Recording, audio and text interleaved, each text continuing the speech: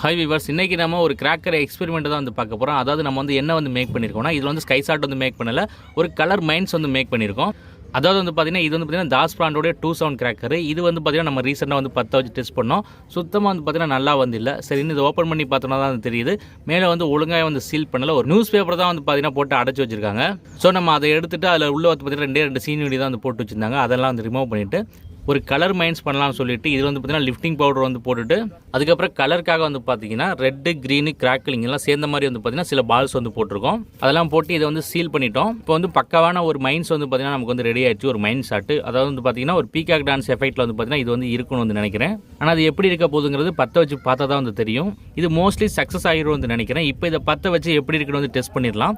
வீடியோட எண்ணில் அது எப்படி இருந்துச்சு, நல்லா இருந்துச்சு, அந்த கலர்ஸ் வந்து நல்லா வந்து வந்துச்சா, கிராக்கிளிங் எது வந்துச்சா, என்ன இதுங்கிறது நீங்கள் வந்து கமெண்ட் வந்து சொல்லுங்கள். தொடர்ந்து கிராக்கர்ஸ் பற்றின வீடியோஸ் பார்க்குறதுக்கு, கிராக்கர்ஸ் உடைய எக்ஸ்பெரிமெண்ட், ரிவ்யூ, டெஸ்டிங், அன்பாக்சிங் எல்லாமே பார்க்குறதுக்கு மறந்துடாமல் நம்ம சேனல் வந்து சப்ஸ்கிரைப் பண்ணி வச்சுக்கோங்க. இப்போ வாங்க இதை 10 வச்சு எப்படி இருக்குன்னு வந்து டெஸ்ட் பண்ணிடலாம்.